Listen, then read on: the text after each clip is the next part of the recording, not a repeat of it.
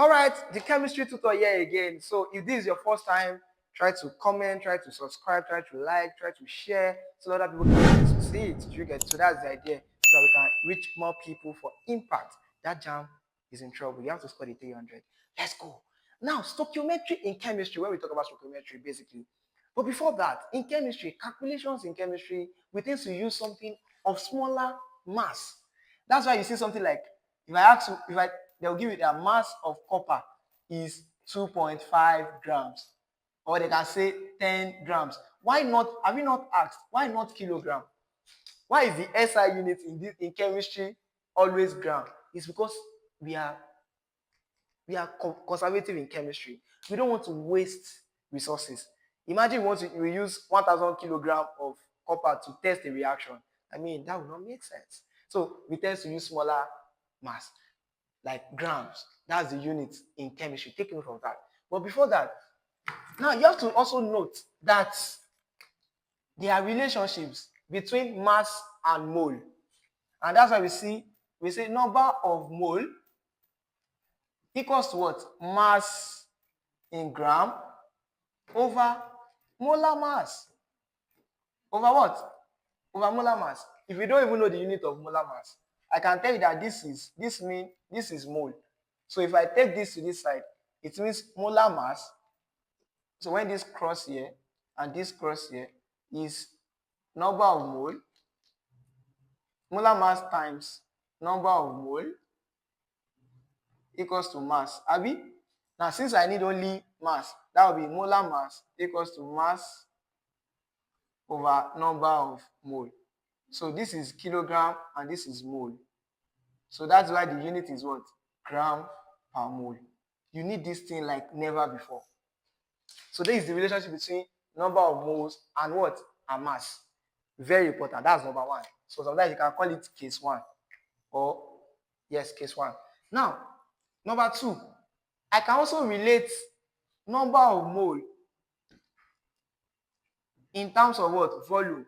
So it can be volume over, now this is another thing. Is it that 22.4 dm cube?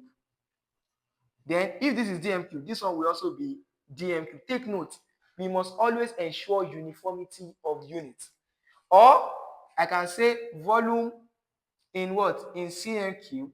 Then this one will be what? 22400 cm cube. So regardless of whatever they give you, you are still going to be on point.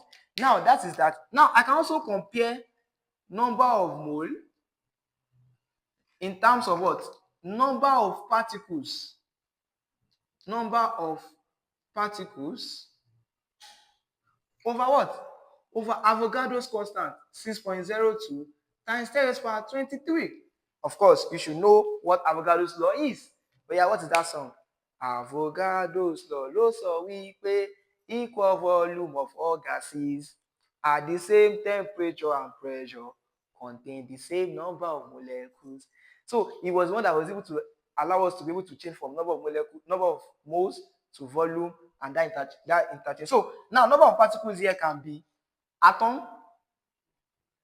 It can also be what? Molecules. Okay. It can even be ions like this, like H plus. So those are the things that we can have here. So this is the relationship between number of moles, which is number of particles, over what?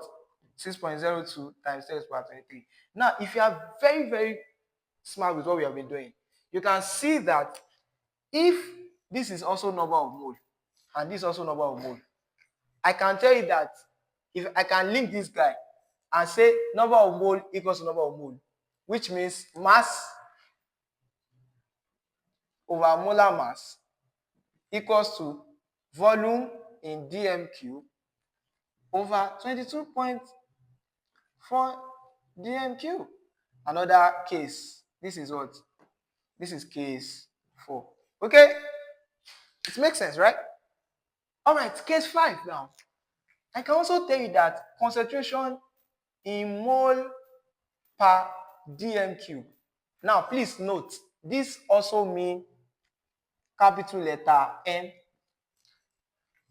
equals to concentration in gram per dm cube over molar mass. Please take note of this. Very, very important. Do you know why it is important? It can also be useful in what?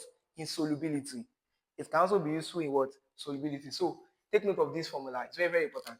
Another very, very important formula is when we have number of mole, which we denote with N, to be equal to what? CV. So because this, so N equals to CV. Very, very important. Now, let me let you understand something.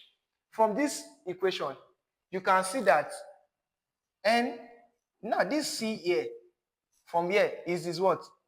Mole per dm cube. Abi, times volume here is what?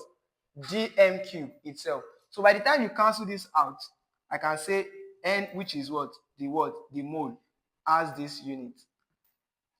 Mole. This is the unit. This is the mole. The MOL is the unit. Take note of that. Can you see? This equation is very, very important. That is where you will see that in your secondary school, when they want to explain the concept of neutralization reaction, there's one formula that you must not forget. And that formula is when they are comparing acid and base in terms of number of moles. You see that they will say CaVa equals to Na from here. Can you see? This is where they get it from. Over CbVb equals to Nb. This is another case, like case 7. You must know this. You must know this. Very, very important. Very, very important. Very, very, very important. This particular equation, they are very, very important. Okay. Now, there's another one. The reason why I have to teach you this one is that people used to miss it in the exam, and it's in Jamb question. You see like a lot of it in Jamb question, but people used to bang it. And that's why I have to show you that. That is how to calculate the water of crystallization.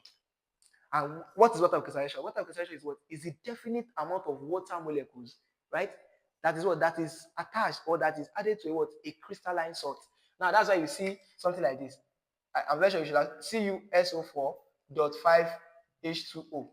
Now this is what they call water of crystallization. So in the exam, this is what Jamb will ask you. They will just say CuSO4.xH2O. They will now ask you calculate X. That's what I want to teach you now. Now look at, that's what I want to teach you now. Okay, let me show you. Now CuSO4.xH2O, Abi. And I told you that this is the water of what? Crystallization. That is how important, you will see how important that number of moles formula is now. Because all you need to know is the number of moles. Then you are good to go.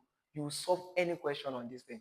Once you know that number of moles. Because that's the formula we are going to use to solve water of crystallization. The case here is what? Water of crystallization. Okay, now let's go. Now, what is the case? Since you also have to know something. If I add water to this, that means CuSO4.xH2O, because there is water, what do we call it? It is what? Hydrated salt. Only it has water. Now, if I remove this water, I have CuSO4. We call this, because it does not have water, we call it what? Anhydrous salt. The water itself, XH2O, is what we now call water of chemistry. Is the easiest. Very, very simple. Very, very simple. How? Imagine you are cooking at home and your mom asks you, okay, as you are cooking, there is water inside the salt. What will your mommy tell you? Oh yeah, Bimbo, go and what? Go and try this salt. Why? Because there's water that is there. So the water is expected to evaporate. So before the water evaporated, right, there is water which is hydrated. And once the water leaves, you have the salt and you have the water. So the salt is dried salt, right? So that in that case we call it anhydrous. Then the water that leaves is the water of crystallization. Chemistry is easy. That is what we are saying. Now let's now go back to the formula. What is the formula? The formula is number of moles. If you know the number of moles, you are good to go. Now let's see. Number of moles, don't forget, is equal to what? Mass over molar mass. And that's all we need. Let's do it. So for this question now, for this formula, you just say mass of hydrated.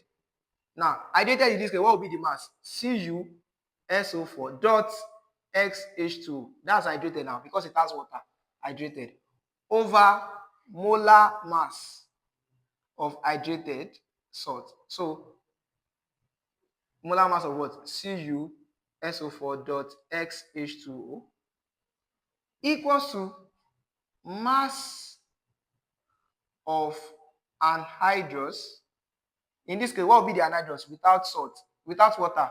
CuSO4 over molar mass of CuSO4, that's the molar of anhydrous, equals to, now what's the third one? These are the three things we need. What is the third one? Mass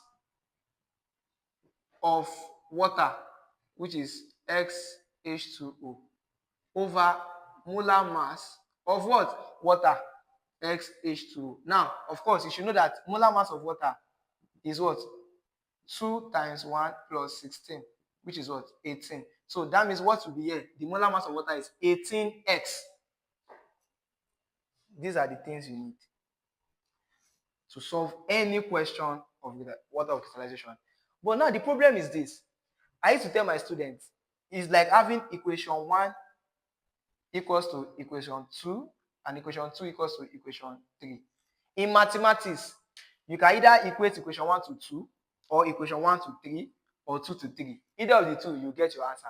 But what I used to advise my students is that equation 1 is too complex. Look at this. CuSO4 XH2 is too complex. So what I used to prefer, pick equation what? Equate or pick equation 2 and 3. Just go with this and this. That's all. You are good to go.